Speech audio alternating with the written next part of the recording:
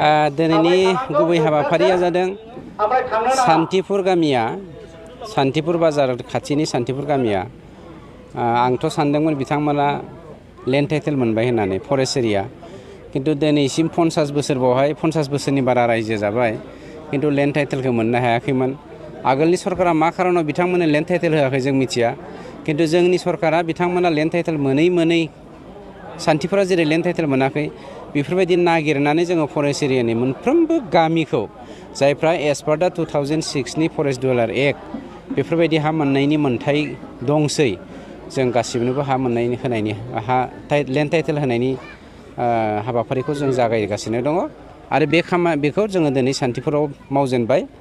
बाखि जोंहा खेबसेनो जमायै एबा जथायै जोंहा लेन्ड टाइटेल होनो थांगासिनो दंखायो जायफ्रा गोदानथार माने 2006नि फरेस्ट डिवेलपार एक्टआव हाबनाय बायदि किन्तु बेथ' बहुत पुरुना गामिमोन थालांनायखाय जों बेफोरबायदि थालांनाय माखासेखौ जोङो बासि दा होगासिनो दङ। सार बेनि अनगायैबो सिगांहाय बबाव होनाय जागोन? जोङो ओरैनो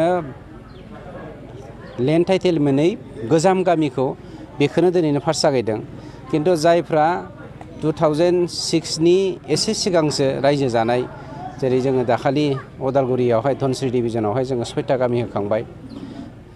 चिराङाव जोङो बावैसोनो 35टा गामि होनो थांगासिनो दङ। चिराङावनो 35टा गामि बावैसोनो जों रेडि जाखाबाय।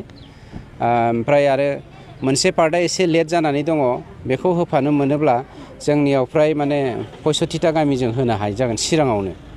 गतिके जों बेफोरबायदिखौ जों होलांगासिनो दङ नाजागासिनो दंखासै आरो बेनि अनगायैबो जोंहा माखासे हानि इसुफोर दङ बे हानि इसुफोरखौ जोङो ससियेल कनसियासनेस लाबोनांगोन एवारनेस लाबोनांगोन जायनि गेजेरजों जोङो जोंनि मोन्थायफोरखौ मोननानैबो लानो रोङैखौ जोङो होनो थांगासिनो दङ प्रमद बर' बिथांनि दैदेननायाव जोंनि सरकारा।